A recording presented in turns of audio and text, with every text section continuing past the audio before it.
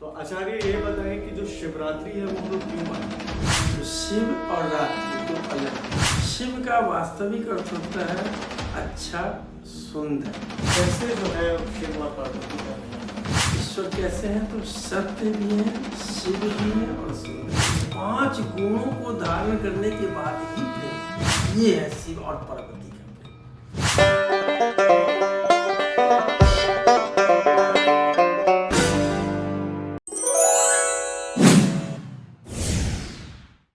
हर हर महादेव। नमस्कार, मेरा नाम है साहिल शंकर और आप देख रहे हैं पटना सिटी की खबरें।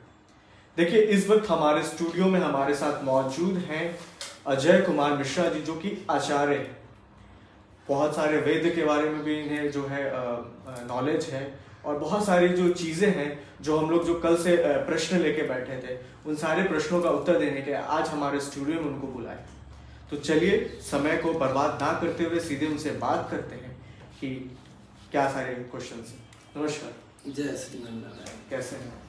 बहुत अच्छे, भगवत कृपा है जी। जैसे हमारे बहुत सारे दर्शक आया था, क्वेश्चंस हैं।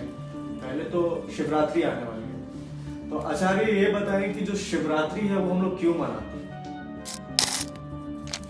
सबसे पहले शिवरात्रि से पहले शिव और रात्रि, इसको अगर विच्छेद करेंगे, समास विग्रह करेंगे, तो शिव और रात्रि दो अलग है। शिव का अर्थ क्या होता है? सबसे पहले ये शिव का वास्तविक अर्थ होता है अच्छा, सुंदर, कल्याणकारी। आप देखेंगे कि विश्व प्रसिद्ध अरस्तु ने भी अपनी पुस्तक में जो गॉड की परिभाषा दी थी, the true, the good, the beautiful. ईश्वर कैसे हैं? तो सत्य भी है, शिव भी है और सुंदर। सत्य का मतलब जो कभी समाप्त नहीं, शिव का मतलब जो संपूर्ण जगत का कल्याण करता है, सभी जीवों का कल्याण, माने केवल जगत के मानव का ही नहीं, समस्त जीवों का कल्याण करता है। और सुंदर का मतलब होता है जो एक भाव से, प्रारंभ से लेकर आद्यंत एक जैसा। हम लोग सुंदर नहीं बन पाते। कभी बचपन में आप जैसे थे, जवानी में आप जैसे थे, बुढ़ापे में अब रूप बदलते गए। लेकिन जो हमेशा सदा शिव हो, हमेशा एक जैसा हो, उसी को सुंदर। कैसे जो है शिव और पार्वती का शिवरात्रि कैसे मतलब? ये तो बहुत विस्तृत कथा है इसकी, लेकिन संक्षिप्त में मैं आपको बतलाने का प्रयास करूँ। सबसे बड़ी बात है कि जन्म जन्मांतर का दोनों का, और इसमें शिवरात्रि के माध्यम से मैं 2 संदेश देना चाहता हूँ। पहला संदेश तो ये है कि चाहे भगवान ही क्यों ना, स्वतंत्र रूप से लड़का और लड़की, कोई भी स्त्री कोई भी पुरुष स्वतंत्र रूप से प्रेम विवाह करते हैं। ऐसा मत समझ लीजिए कि हम प्रेम विवाह के विरोधी हैं। प्रेम विवाह करते हैं तो उसका परिणाम गलत ही होता है, जिसका नतीजा आप उदाहरण दे सकते हैं भगवान शिव का। दक्ष प्रजापति सती को मनाते रहे कि बेटी वो पागल है, भांग खाता है, गांजा पीता है, वह दिगंबर है, उससे विवाह मत करो। लेकिन सती मानी नहीं, लेकिन नहीं, मैं जब भी विवाह करूंगा तो उसी से। इसका परिणाम भी आप जानते हैं। जब सती का विवाह शिव से हुआ तो कई काल क्रमों में सती के मन में ढेर सारी शंकाएं हुई। भगवान शिव को विक्षोभ हुआ सती से, और सती अपने दक्ष प्रजापति के यज्ञ में जाकर के आत्मदाह। यानी अंतिम परिणाम क्या हुआ? मृत्यु। जब भगवान शिव का प्रेम विवाह सफल नहीं हो सका, सामान्य लोगों का तो संभव नहीं। हाँ, प्रेम विवाह करना अच्छी बात है, प्रेम की अगर आप कहें तो प्रेम के बारे में मैं बतलाने का प्रयास करूँ। थोड़ा वो बता दें कि उनका जो प्रेम विवाह प्रेम होता क्या है?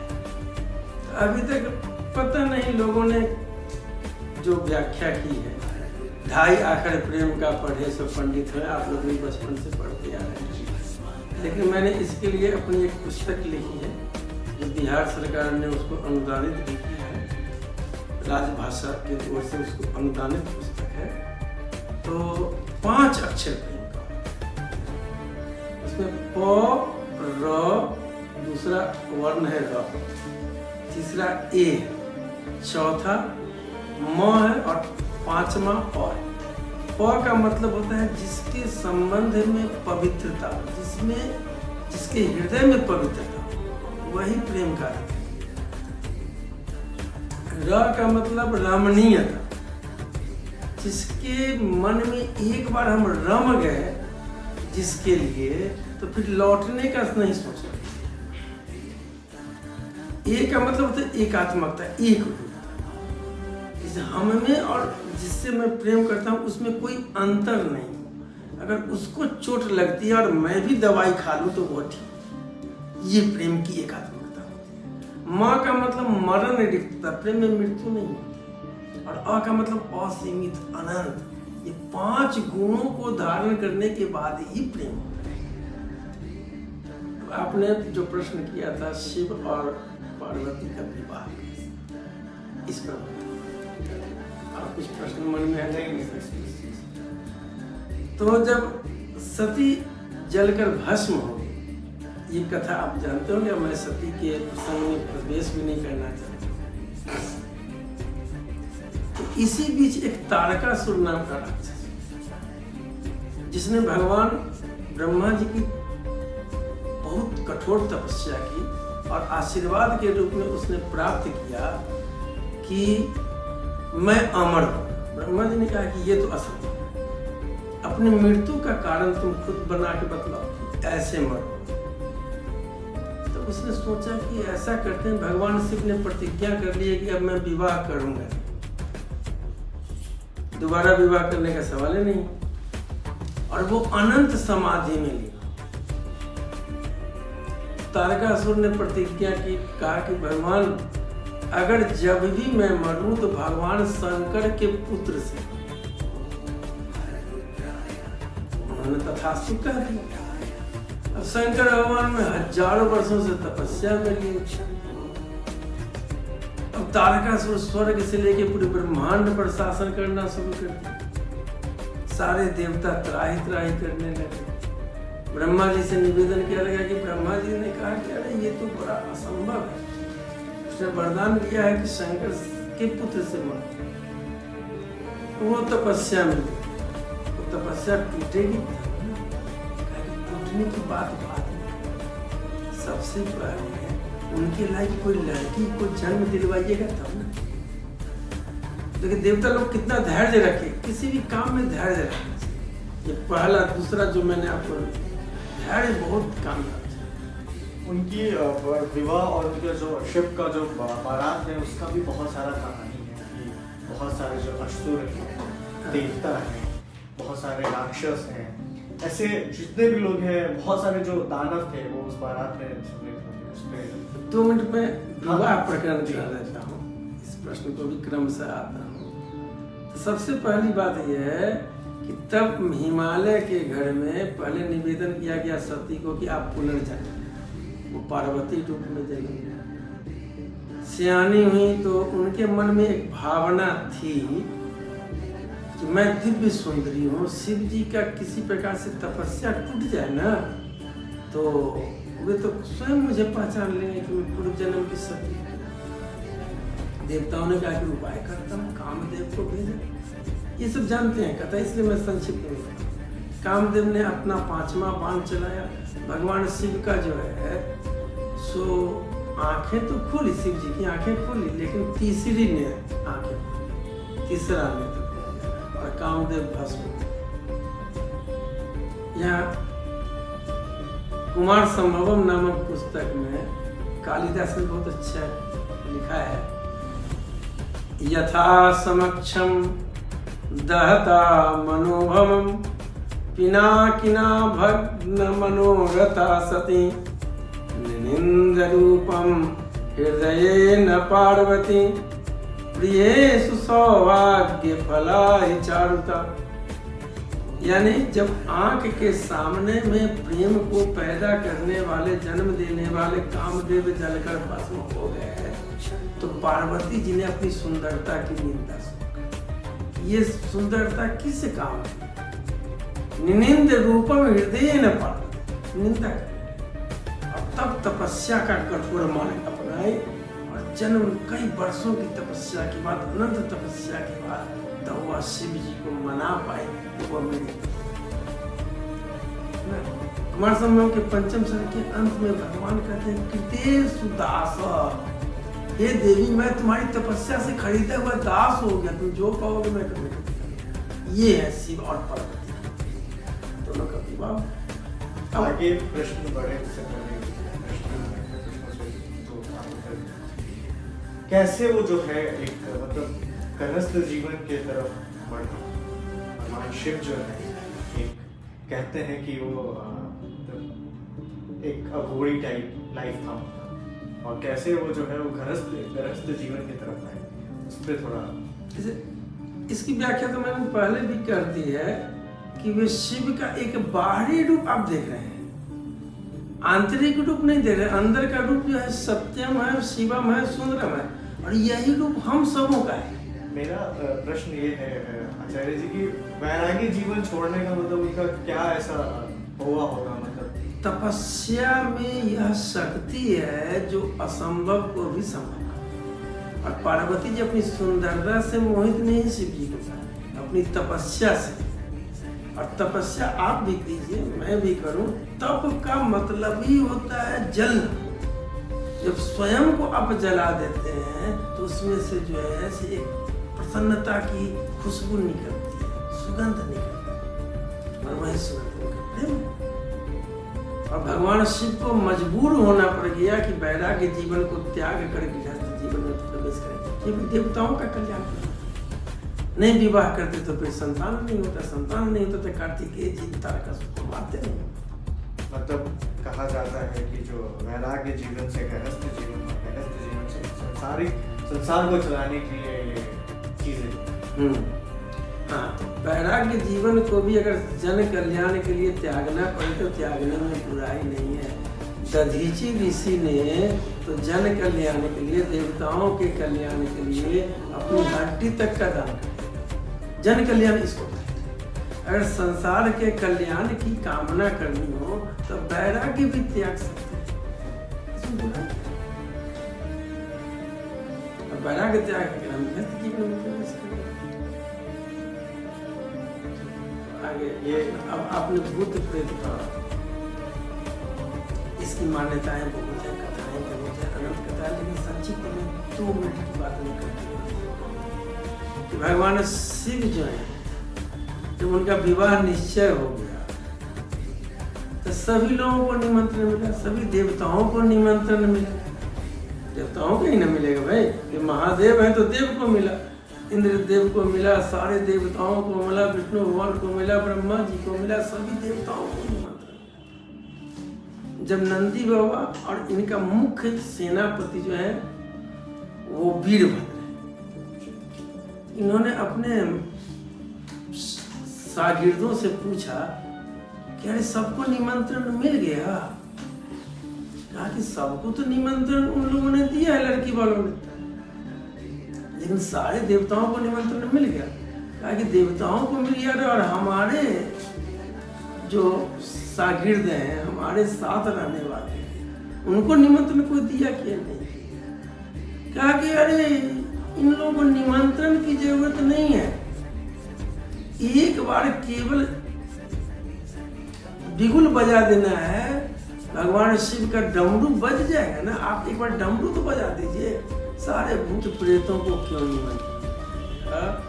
तो मजबूरी थी कि भगवान शिव के शागिर्द तो वही थे, डमरू बजाया, सबको आगे।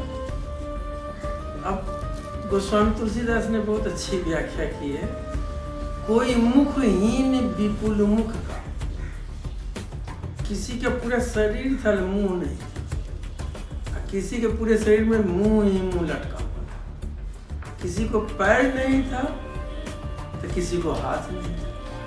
आप लोग कहते हैं ना ये जो बुफ सिस्टम जो भोजन चल रहा है या आप लोग हाँ, तो अधिकतर लोग कहते हैं कि यह खिलाने का तरीका विदेशों में पहली बार आविष्कार हुआ।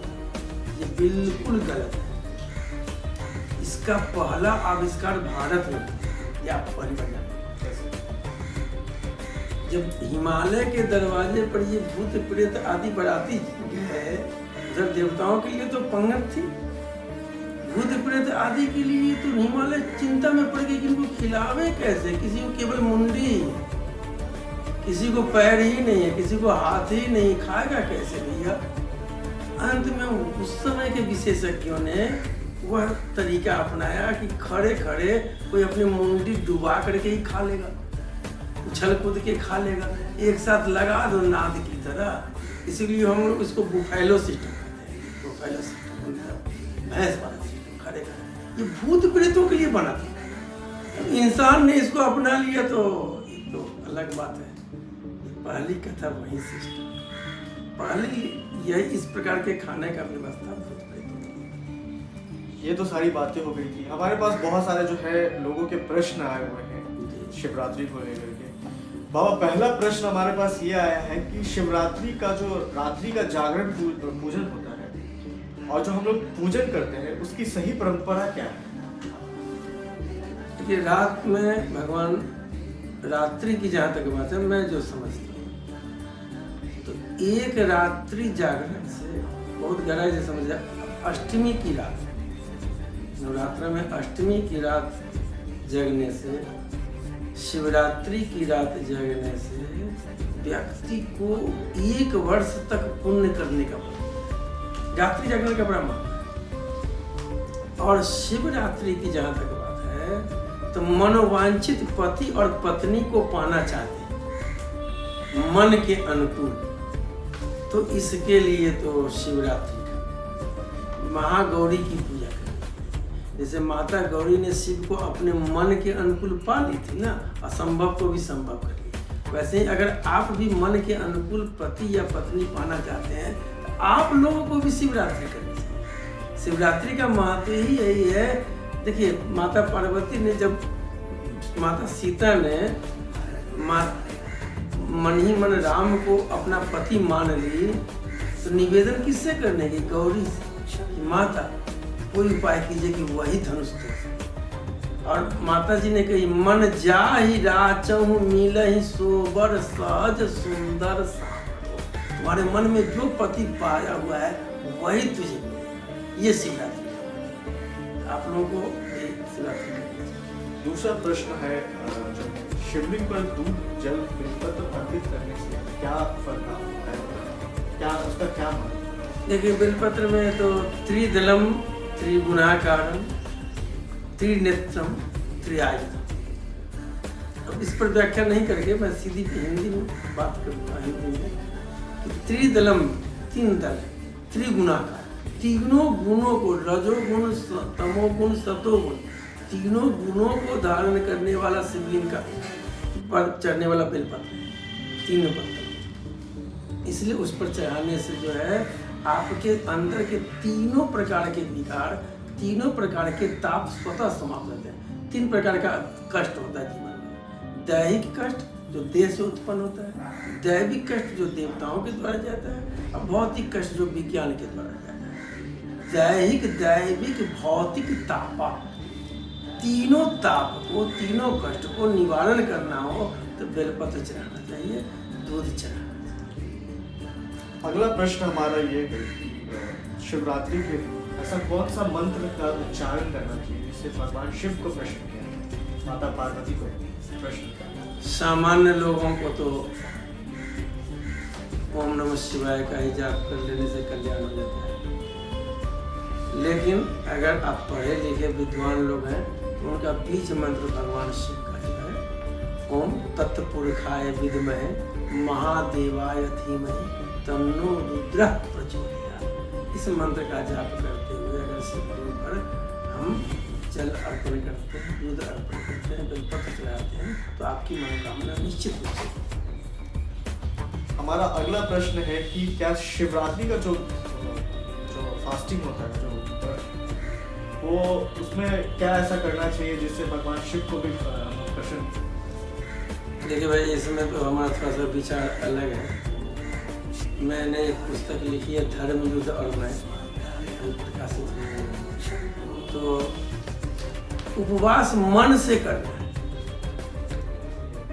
ऐसे उपवास आप कीजिएगा तो अच्छी बात है। मन को कष्ट देकर के उपवास कभी मत कीजिए।